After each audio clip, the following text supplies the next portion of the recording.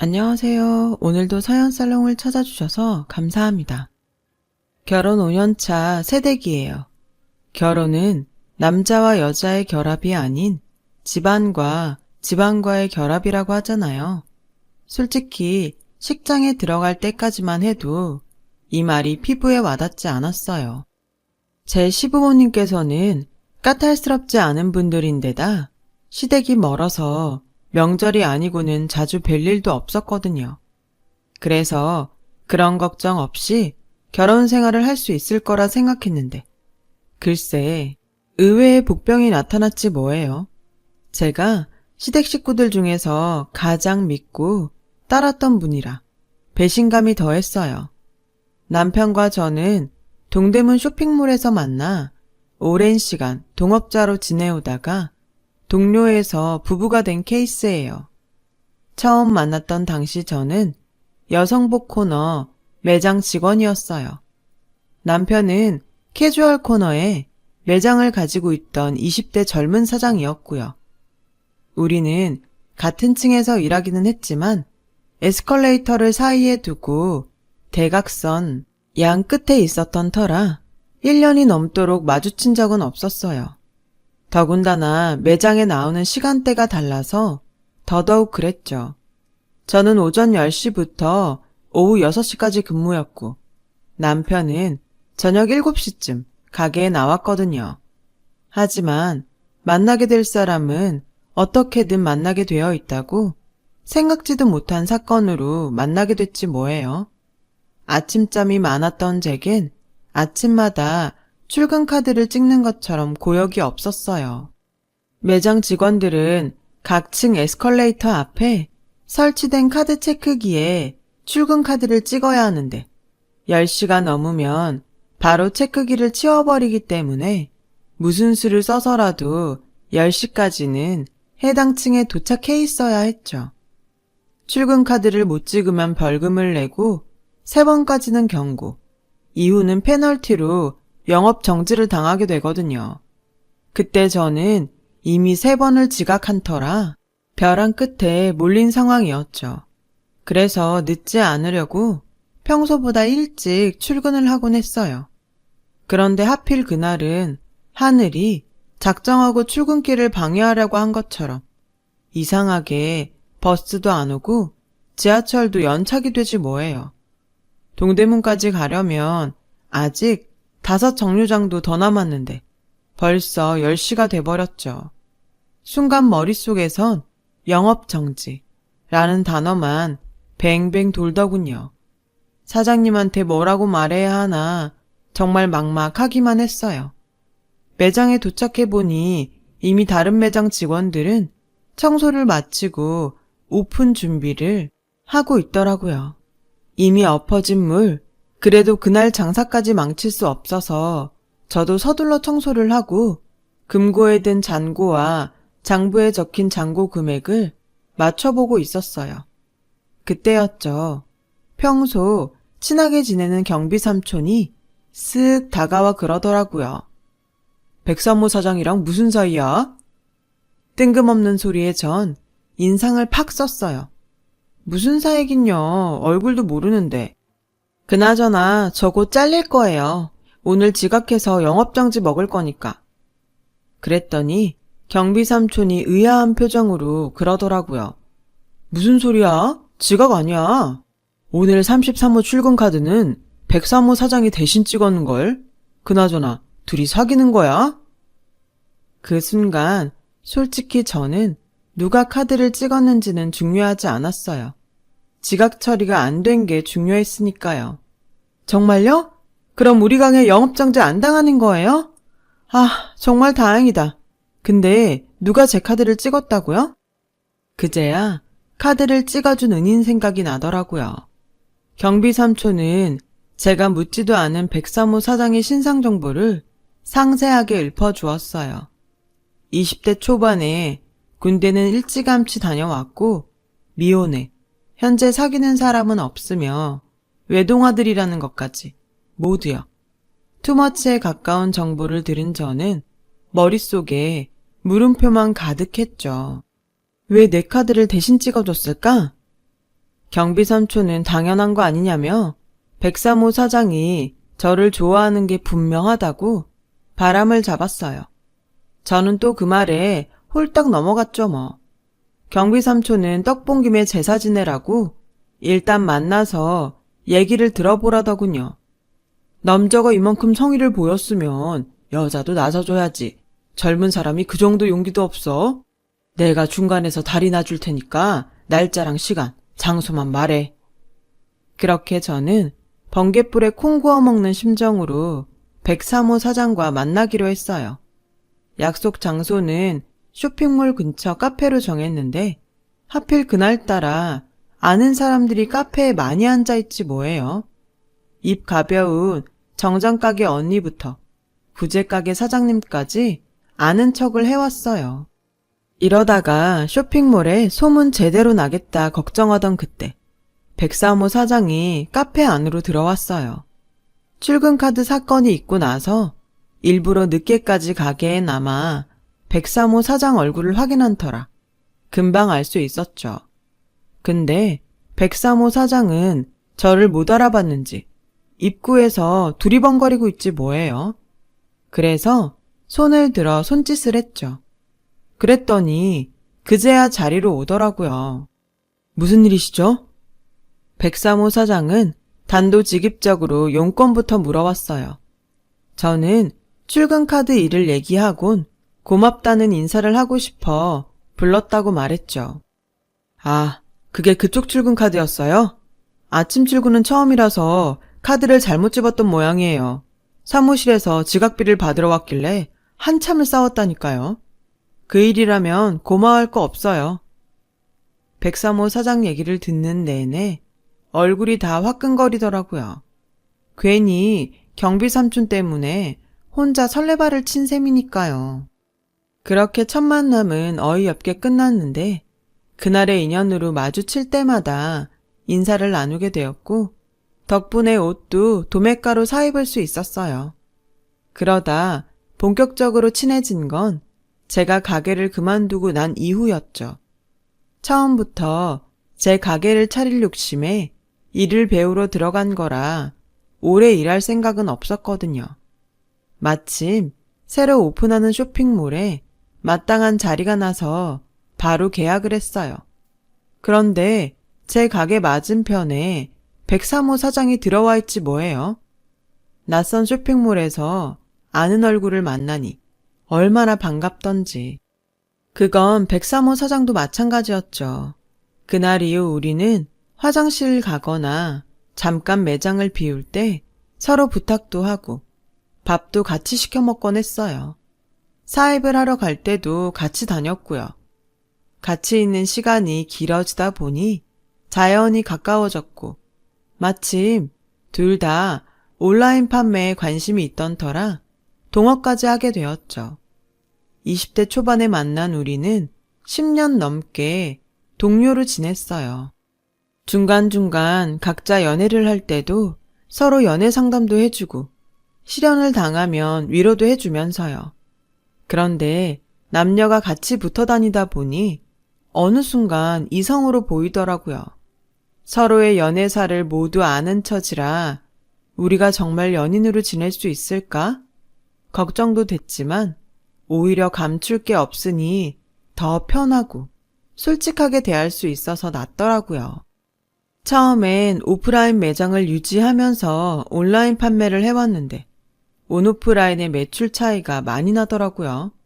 그래서 과감하게 오프라인 매장을 접고 온라인 판매에 전념했죠. 다행히 주문량이 많아서 두 매장을 운영할 때보다 수입이 더 좋았어요. 직접 만리동 공장에서 자체 제작까지 한 덕에 수익률도 꽤 짭짤했죠. 싸구려 중국산과는 원단이며 바느질까지 차이가 나다 보니 가격이 상대적으로 비싸도 후기가 좋고 잘 팔렸어요. 덕분에 주문량이 많아서 포장 알바를 더 써야 할 판이었죠. 포장은 꼭 젊은 사람을 쓸 필요는 없지 않을까? 그래서 말인데 우리 고모가 소일거리를 찾으시더라고. 자기만 괜찮다면 고모한테 맡기는 게 어떨까 하는데 솔직히 불편했어요. 하지만 싫다는 말은 할 수 없었죠. 이 사람한테 고모가 어떤 존재인지 잘 알고 있었으니까요. 저희 시부모님이 맞벌이를 하셔서 남편을 돌봐줄 사람이 없었대요. 그때 마침 고모님이 이혼을 하고 마땅히 지낼 곳이 없어서 시댁에 머물게 됐었나 봐요. 고모랑 같이 살고 얼마 안 돼서였어. 깜빡하고 우산을 안 가져갔는데 수업 끝나고 나와보니 고모가 우산을 들고 날 기다리고 있지 뭐야. 평소엔 혼자 비 맞고 가곤 했는데 고모랑 같이 우산 쓰고 집에 가니까 기분이 참 좋더라고. 누군가한테 보살핌을 받고 있다는 생각을 그때 처음 했어. 밖에서 놀다가 다쳐서 오면 고모가 약도 발라주고 간식도 만들어주고 그랬어. 고모는 나한테 엄마 같은 분이야. 이런 얘기를 수없이 들어왔는데 어떻게 반대를 하겠어요. 결국 그러라고 했죠. 남편 말대로 고모님은 남편을 아들처럼 끔찍히 대하시더라고요. 아직 시댁에 우리 사이를 알리기 전이라 사실 조심스러운 상태였는데 고모님이 먼저 제게 손을 내밀어 주셨죠. 우리 민우가 외로움을 많이 타요. 상희 씨가 옆에서 많이 보다듬어주고 아껴주면 좋겠어요. 난 상희 씨가 조카 며느리가 됐으면 좋겠어. 내 맘에 쏙 들거든. 늘 제게 웃는 얼굴로 인자하게 대해주시는 고모님한테 저도 홀딱 넘어가고 말았어요. 악마는 웃는 얼굴로 온다는 사실을 그때까지만 해도 몰랐거든요. 2년쯤 사귄 우리는 슬슬 결혼을 생각하게 되었고 이미 30을 훌쩍 넘긴 나이라서 양가 부모님도 결혼을 반기는 분위기였어요. 게다가 시댁 쪽에는 고모님이라는 아군이 있었기 때문에 걱정도 덜했고요. 예상대로 결혼은 마찰 없이 바로 진행이 되었고 우리는 각자 살던 오피스텔을 정리한 돈에 융자를 끼고 28평 아파트를 살 수 있었어요. 말이 작아지 은행 이자를 생각하면 비싼 월세살이나 마찬가지였지만요. 오래 붙어 다녀서 신선함이 덜할 거라고 생각했는데 막상 부부로 살아보니 전에 모르던 부분도 알게 되더라고요. 하지만 좋은 점만 있었던 건 아니에요. 사소하게 거슬리는 부분도 있었거든요. 가령 화장실에 휴지를 걸 때 안으로 거냐 밖으로 거냐를 두고 다투기도 하고 치약 짜는 법을 가지고도 시비가 붙기도 했죠. 하지만 이런 건 시간이 지나니 서로 양보하거나 받아들이게 되더라고요. 하지만 정말 타협하기 힘든 부분이 딱 하나 있었죠. 분명히 깔별로 30피스씩 입고 됐는데 판매된 거 빼고 3피스씩 빈다니까? 니트뿐만이 아니라 다른 것도 다 그래. 자기야, 아무래도 고모님이 제품에 손대시는 것 같아. 그게 무슨 소리야. 그럼 우리 고모가 도둑질이라도 했다는 거야 뭐야? 당신이 잘못 센 거겠지. 우리 고모는 그럴 사람이 아니라고. 그동안 재고 파악을 고모님한테 맡겨왔는데 매번 입고에 비해 판매 수입이 적어서 제가 해봤더니 장수가 엄청 비더라고요. 그런데 남편은 고모님을 감싸고만 두니 정말 미치고 팔딱 뛸 노릇이었죠. 그래서 남편 몰래 창고에 카메라를 설치했어요. 그렇게 일주일이 지난 어느 날 밤 모두 퇴근한 틈을 타 사무실에서 녹화된 영상을 훑어봤어요. 역시나 고모님 짓이더라고요. 1시간가량 일찍 출근해서는 미리 제품을 깔별로 빼서는 어디론가 가지고 가시더군요. 고모님이 저희 회사에서 일하신 지 6년째이니 그동안 얼마나 빼돌렸는지 가늠도 안 될 정도였죠. 내 식구 같았으면 당장 달려가서 한바탕 했겠지만 시댁 어른인데다 특히 남편이 가장 아끼는 분이니 어떻게 처리해야 할지 모르겠더라고요. 그렇다고 고양이한테 계속 생선을 맡길 수도 없고 말이에요. 그래서 생각 끝에 고모님을 찾아갔어요. 이런 얘기 꺼내는 거 솔직히 저도 힘들어요. 하지만 알고도 모른 척할 자신이 없어서 이렇게 찾아왔어요. 고모님, 제품에 손대셨죠? 이미 카메라에 찍힌 영상 보고 오는 길이니까 아니라고는 하지 마세요. 그이는 아직 몰라요. 앞으로도 알리지 않을 생각이에요. 그래서 말인데요. 고모님이 스스로 회사 그만둬 주세요. 그이한테는 적당히 둘러대 주시고요. 동영상을 확인했다는 말에 고모님은 얼굴이 빨갛게 달아올라선 아무 말도 못 하시더라고요. 그리고 다음날 몸이 아파서 더는 일을 못하겠다고 핑계를 대시곤 일을 그만두셨어요. 그렇게 잘 마무리가 됐다고 생각할 무렵이었죠.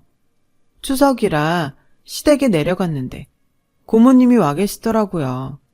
그런데 어머님한테 무슨 얘기를 했는지 제가 주방으로 들어가니까 쌩쌩 찬바람이 불더라고요. 그건 아버님도 마찬가지였어요. 찜찜한 기분으로 명절 음식을 만들고 다음 날 차례상을 치울 무렵이었죠. 아버님이 그러시는 거예요. 앞으론 명절에 안 내려와도 된다. 내키지도 않는데 억지 춘향 노릇할 거 없단 얘기다. 그리고 니들이 보내주는 용돈도 필요 없으니 그 돈으로 니들끼리 잘 먹고 잘 살아라. 아버님은 식사도 안 하시고는 그대로 안방으로 들어가 버리셨어요. 어머님도 콧김이 푹푹 나오도록 한숨을 쉬시면서 저 보란 듯이 제가 사온 홍삼 액기스를 현관 앞에 내놓으셨어요. 이거 도로 가져가라. 시부모 용돈 몇 푼 주는 것도 돈 아까워서 벌벌 떠는 애가 이런 건 어떻게 사왔니?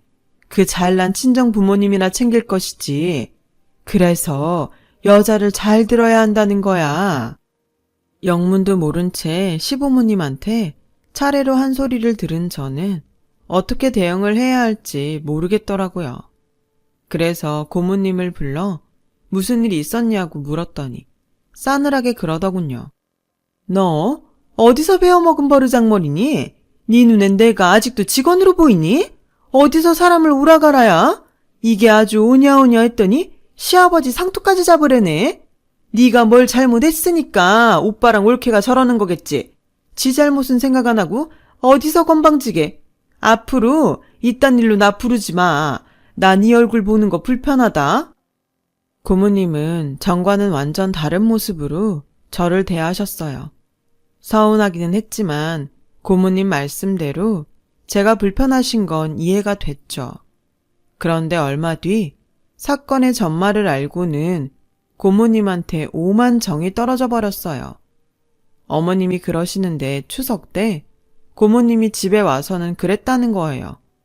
제가 시댁에 용돈 보낼 때마다 우리 결혼할 때 뭐 해준 게 있다고 내가 용돈까지 보내야 하냐고 남편을 그렇게 쥐잡듯 했다고요.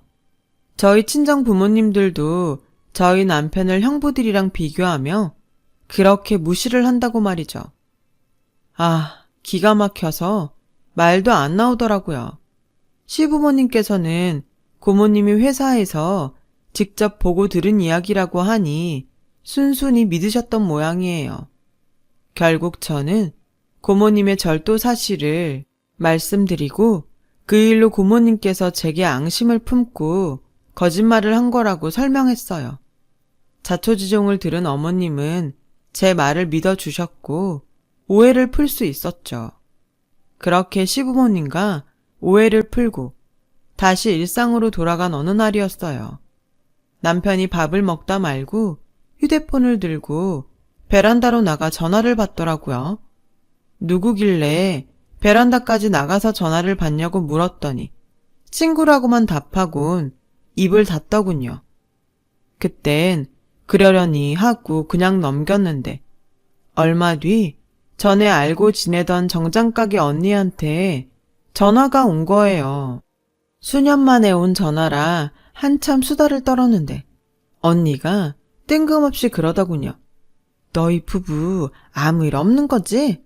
아니, 별건 아니고 내가 며칠 전에 네 남편을 본 것 같아서.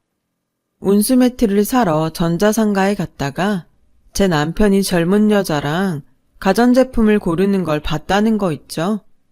여자랑 팔짱까지 끼고 다정하게 혼수장만하는 새신랑 같았다나요? 그 말을 듣고 보니 요 근래 남편의 행동이 의심이 가기 시작했어요. 툭 하면 몰래 나가 통화를 하거나 회사에서도 그렇게 문자를 해댔거든요. 안 그래도 고모님 일로 자주 다퉜던 터라 그런 것까지 트집을 잡으면 싸움이 더 커질까봐 애써 피하고 있었는데 정장가게 언니 전화를 받고 나니 더는 참고 넘길 일이 아니다 싶었어요. 그래서 그날 남편한테 따져 물었죠. 누구야? 당신이랑 다정하게 가전제품 고르러 다닌 사람이? 남편은 제 말에 화들짝 놀랐어요. 그 모습을 보니 바람이구나 싶더군요. 그런데 이 남자가 사람 속을 뒤집으려고 작정을 했는지 아무 말도 안 하고 입을 꾹 다물지 뭐예요. 그래서 당장 시댁에 전화를 걸었어요. 엉엉 울면서 시어머니한테 이 사람이 바람나서 더는 못 살겠다고 했죠. 그제야 남편은 그런 거 아니라며 오해라고 방방 뛰더군요. 하지만 이렇다 할 증거를 대지 못했어요. 나중에 다 얘기하겠다는 말만 해댔죠. 어머님은 당장 남편을 바꾸라고 하셨고 수화기 너머로 어머님의 욕설이 쩌렁쩌렁하게 흘러나왔어요. 남편은 묵묵히 그 욕을 들으면서도 끝내 아무 말도 하지 않았고요. 그날 이후 저는 남편과 각방을 썼어요. 그리고 이혼할 때 하더라도 물증은 확실히 잡아야겠다는 생각에 업체에 남편의 뒷조사를 부탁했죠. 얼마 뒤 업체에서 보내준 사진을 받았는데 기가 막히더라고요. 사진 속 여자는 다름 아닌 고모님의 딸이었거든요. 저는 남편한테 사진을 들이대며 도대체 무슨 일을 벌이고 있는 건지 물었어요. 남편은 말없이 담배만 연신 피워댔죠. 그런 남편 앞에 이혼 서류를 내밀었어요. 말 안 할 거면 여기에 도장 찍어. 난 이 부인이야. 이 정도는 알 권리 있다고. 그러니까 도장을 찍던 얘기를 하던 둘 중 하나를 선택해. 그제야 남편은 한숨을 푹 쉬더니 모든 사실을 털어놓았어요. 고모가 수정이 결혼하는데 혼수 비용 좀 해달라고 부탁하더라고. 당신도 알잖아. 나한테 고모가 어떤 분인지. 당신한테는 비밀로 해달래서 말 못했어. 미안해. 내가 잘못했어. 그래도 애 결혼은 시켜야 하잖아. 이 미련 곰퉁이 같은 인간을 보고 있자니 우라가 치밀어서 도저히 참을 수가 없더라고요. 그래서 고모님한테 전화를 했어요. 제 선에서 해결을 하려고요. 그런데 나 네 남편 업어 키운 사람이다. 그런데 그 정도 부탁도 못하니? 말로만 키워줘서 고맙다 그러지 말고 성의를 보이라고 그랬다 뭐. 내가 잘못한 거 있니? 이젠 아주 뻔뻔하게 나오더라고요. 성의라면 구체적으로 어떻게 성의를 보이라는 말씀이세요? 글쎄, 그랬더니 뭐라는 줄 아세요? 이번에 시집가는 자기 딸 혼수를 저희 보고 하라지 뭐예요. 아니, 그게 한두 푼 드는 것도 아니고 어떻게 그런 부탁을 하실 수가 있어요. 뭐, 부탁? 그게 어떻게 부탁이니? 당연한 요구지. 내가 우리 민우를 어떻게 키웠는데 생떼 같은 내 새끼 떼어놓고 피눈물 흘리며 민우를 키웠다. 그런데 그 정도 요구도 못하니? 민우 때문에 엄마 정 못 받고 자란 수정이한테 오빠가 돼선 그 정도도 못해주냐고. 옛말에 애 키워준 공은 없다더니 그 말이 딱이구나. 아휴, 내 팔자야. 저한테 이렇게 당당하게 요구하는 걸 보니 남편한테는 어땠을지 짐작이 가고도 남더라고요. 그래도 이건 아니잖아요. 그래서 시어머님께 이 사실을 알렸어요. 그랬더니 얼마 뒤 아버님이 서울로 올라오셨더라고요. 아버님이 서울에 오셨다는 소식을 들은 고모님은 바로 저희 집으로 달려오셨죠. 자기 없을 때 제가 무슨 말을 할까봐 이리저리 눈치를 살피더군요. 그러다 딸 결혼식 날짜를 잡았다며 시아버님께 청첩장을 내밀었어요. 그때였죠. 아버님이 안주머니에서 낡은 편지 봉투를 하나 꺼내셨어요. 그리곤 그 안에 든 편지를 고모님 앞에 내미셨어요. 어깨너머로 슬쩍 보니 각서더군요. 너 이거 기억나냐? 26년 전에 네가 쓴 각서다. 너 소방 맞고 쫓겨나서 우리 집에 들어올 때 네가 나한테 약속했던 거 기억은 하냐? 여기에 똑똑히 적혀있지? 한 번만 더 화토장에 손대면 머리 깎고 절에 들어가겠다고. 아가, 가서 가위 좀 가져오너라. 오빠, 내가 뭘 어쨌다고 이래요? 나 화투 끄는 지 오래예요. 김서방이랑 다시 살림 합친 거 보면 몰라요? 그이가 하도 질색해서 그때 그 일 잊고 바로 손 뗐다고요. 오빠가 늙더니 노망이 들었나? 고모님은 시치미를 떼며 오히려 큰 소리를 쳤어요. 손바닥으로 하늘을 가려. 너 민우한테 수정이 혼수 해내라고 그랬다며. 네 서방이 혼수 준비하라고 준 돈은 어디다 까먹고 민우한테 해달라는 거냐? 너 그 돈 화투판에서 날렸지? 똑바로 말 안 해? 너 애들 회사에서 옷 빼다가 뒷구녕으로 팔아먹고 그 돈도 화투판에서 날렸지? 내가 널 모르냐? 내가 김서방한테 오죽 미안했으면 너 버리고 새장가 가라고 했겠냐? 네가 마누라 노릇을 제대로 했냐? 애미 노릇을 제대로 했냐? 툭 하면 뱀 혓바닥 같은 혀로 사람 올리는 말이나 하고 남의 돈 훔쳐다 노름이나 하는 널 내가 어떻게 믿냐고. 사람이 허우대만 멀쩡하다고 제대로 된 사람이 아니다. 정신 상태가 썩어 빠졌는데 네가 어떻게 사람이야. 너 한 번만 더 내 아들이랑 며느리한테 들러붙어서 돈 빼먹을 궁리하면 내가 너 절도죄로 쳐 넣어버릴 거다. 네 새끼 혼수 자금은 네가 벌어서 채우고 애들한테 10원 한 장 받을 생각하지 마라. 내 말 알아듣겠어? 아버님 말씀이 끝나자 고모님은 두 손을 싹싹 빌며 울먹였어요. 오빠, 내가 잘못했어요. 내가 정말 죽을 죄를 지었어요. 그래도 딸랑 결혼은 시켜야 하잖아요. 그 돈 날린 거 우리 그이가 알면 나 또 쫓겨나요. 오빠, 나 한 번만 살려줘요. 네? 고모님은 그날 손이 발이 되게 빌며 아버님께 혼수 자금 좀 융통해달라고 애원했지만 아버님은 매몰차게 고모님을 쫓아내셨어요. 결국 고모부는 고모님 딸 혼수 비용을 도박으로 날린 사실을 알게 되셨고 얼마 뒤 고모님 내외는 이혼을 하셨어요. 그 후로 저희 집으로 몇 번이나 찾아오셨지만 저는 문을 열어드리지 않았어요. 그건 남편도 마찬가지였고요. 남편 역시 그간의 고모님 행동을 보고는 깨달은 바가 있었던 거죠. 그리고 한 가지 더. 앞으로 한 번만 더 고모님한테 휘둘려서 호구짓하면 당장 이혼이라고 제가 엄포를 놓았거든요. 그렇게라도 안 하면 이 물렁한 남자가 언제 또 고모님한테 휘둘릴지 모를 일이니까요. 아무튼 이혼이 겁나긴 했는지 남편도 더 이상 고모님 편을 들지 않았어요. 결국 자신을 믿어준 사람들의 발등을 찍었던 고모님은 모든 사람들한테 버림을 받고 말았어요. 하지만 누굴 탓하겠어요? 자업자득인걸. 산 넘어 산이라고 결혼 5년 차에 벌써 지치긴 하네요. 그래도 이럴 때를 대비해 추억이라는 곶감이 있는 게 아니겠어요? 남편과의 추억을 곶감 빼먹든 하면서 앞으로 정신 바짝 차리도록 가열차게 책찍질하며 결혼 생활을 이끌어 가보렵니다.